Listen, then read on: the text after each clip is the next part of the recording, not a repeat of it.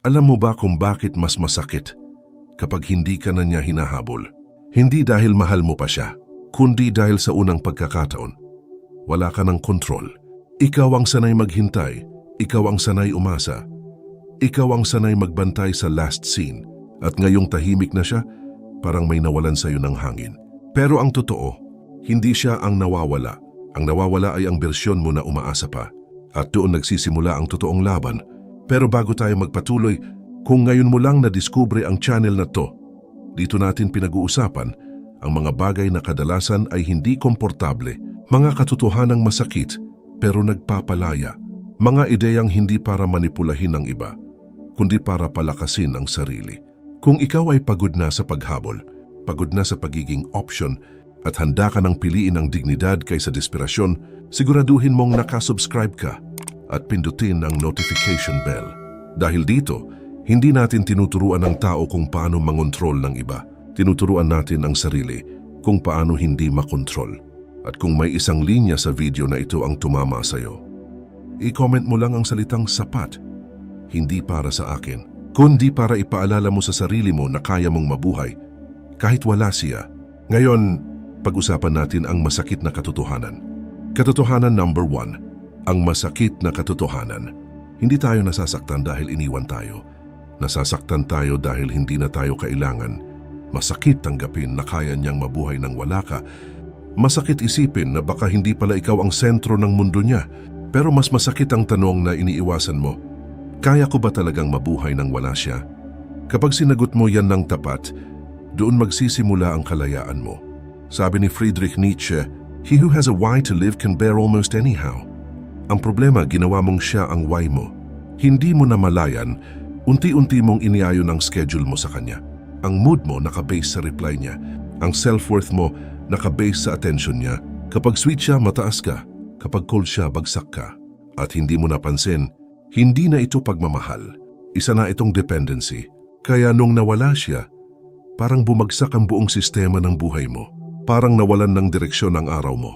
Parang hindi mo alam kung para saan ka bumabangon. Pero tanungin mo ang sarili mo, bago ba siya dumating, wala ka bang pangarap? Wala ka bang identity? Wala ka bang sariling mundo? Meron. Ang nangyari lang, ipinaubaya mo sa kanya ang sentro.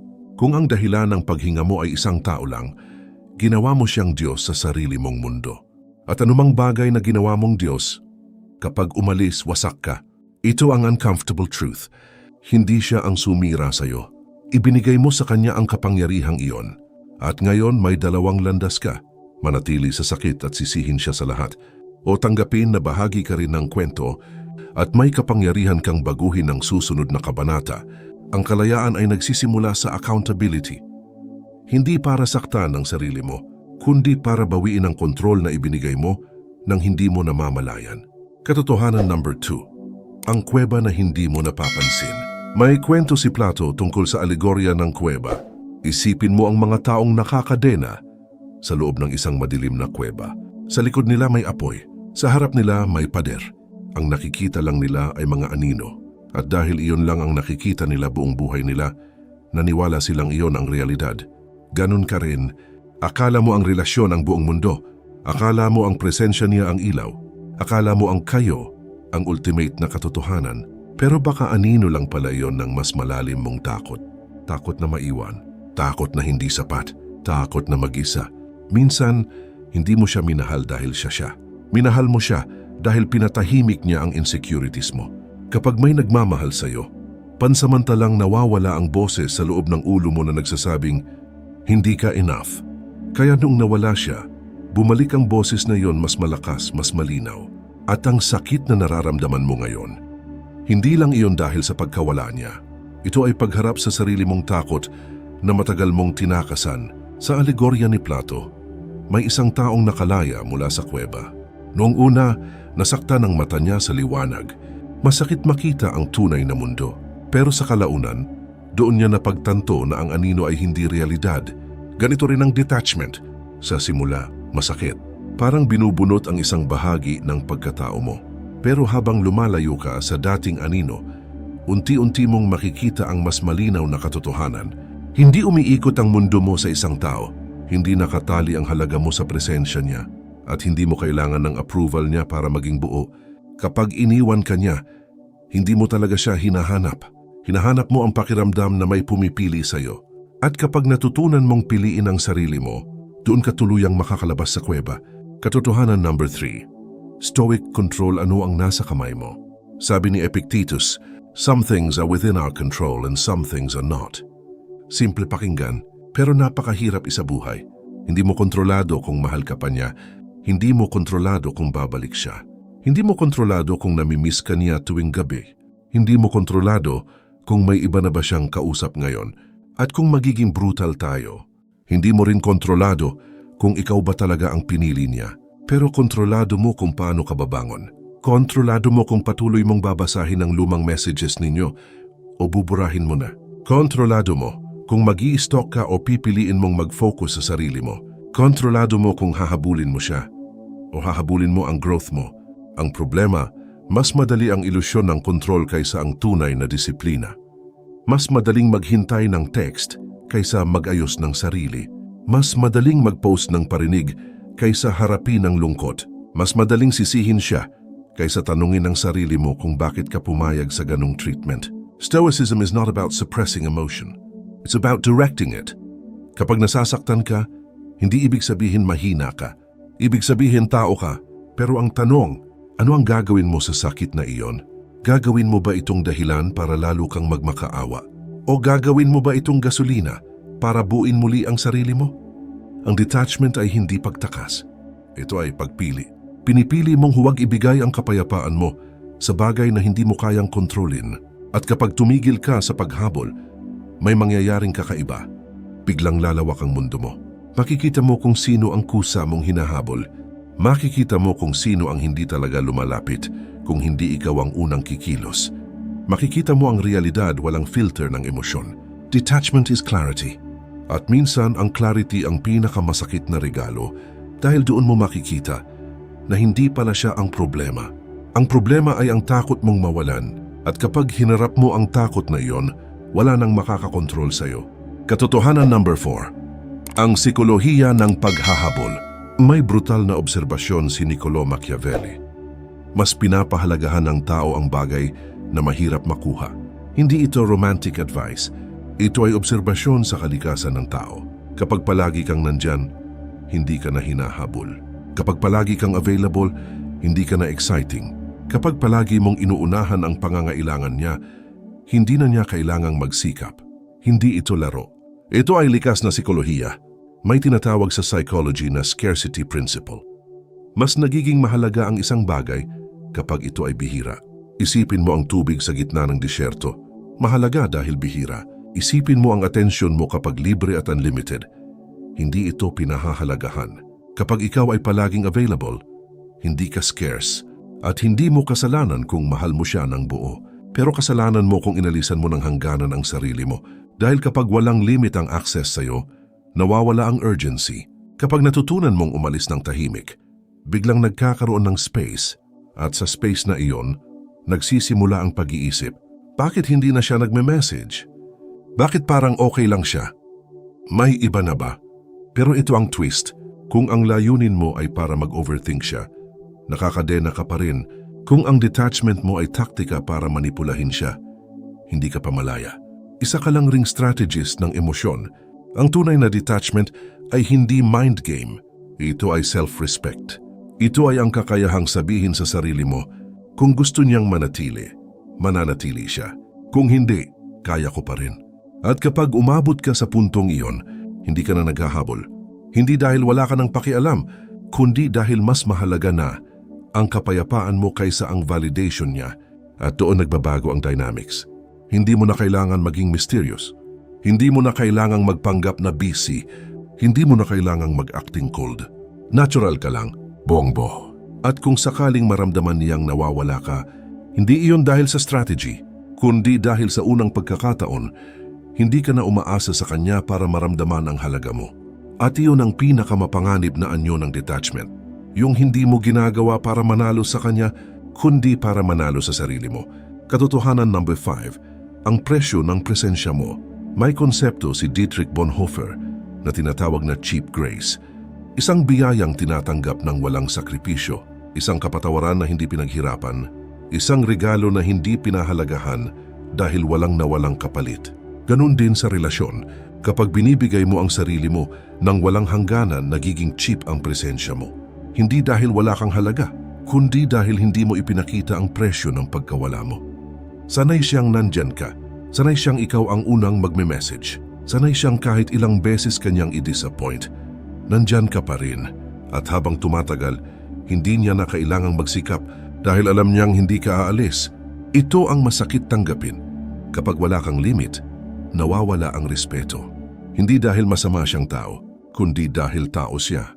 Pinapahalagahan natin ang may hangganan, ang may standard, ang may dignidad. Kapag tinatanggap mo ang bare minimum, tinuturuan mo rin siyang iyon lang ang ibigay. At habang iniisip mong mahal ko lang talaga siya, unti-unti mong tinatanggal ang sariling halaga mo sa equation. Ang tunay mong takot, hindi ang mawalan siya, kundi ang malaman mong kaya mo palang mabuhay nang wala siya. Dahil kapag nalaman mo yan, magbabago ang standards mo. Hindi ka napapayag sa half-effort. Hindi ka nakikiligin sa consistency na minsan lang dumadating. Hindi ka na matatakot maglakad palayo. At doon ka nagiging delikado. Hindi dahil nananakit ka, kundi dahil hindi ka na natatakot mawalan. Isipin mo ang isang pintuan. Kapag palagi itong bukas, kahit sino pwedeng pumasok at lumabas. Pero kapag may threshold, may limit, may pamantayan, ang papasok lang ay yung handang kumatok. Ang detachment ay hindi paglamig ng puso. Ito ay paglalagay ng pinto. At kapag natutunan mong isara ito kung kinakailangan, dun mo rin matututunan kung sino ang handang maghintay sa labas. At sino ang aalis kapag hindi na libre ang access. Katotohanan number 6, katahimikan bilang kapangyarihan. May mga gabi na gusto mong mag-message. Isang mahabang paragraph, isang miss nakita, isang bakit ganito tayo. Gusto mong ilabas ang galit, ang lungkot, ang pangungulila. At sa totoo lang walang masama doon. Pero minsan, ang pinakamalakas na sagot ay katahimikan. Hindi dahil wala kang sasabihin, kundi dahil hindi na kailangang ipaliwanag ang value mo sa taong hindi ito nakikita. Ang katahimikan ay hindi kahinaan. Ito ay control. Kapag nag-react ka agad, binibigay mo ang power. Kapag naghabol ka agad, pinapakita mong natatakot ka. Kapag nagmakaawa ka agad, sinasabi mong siya ang may hawak ng emosyon mo. Pero kapag tahimik ka, nagkakaroon ng space.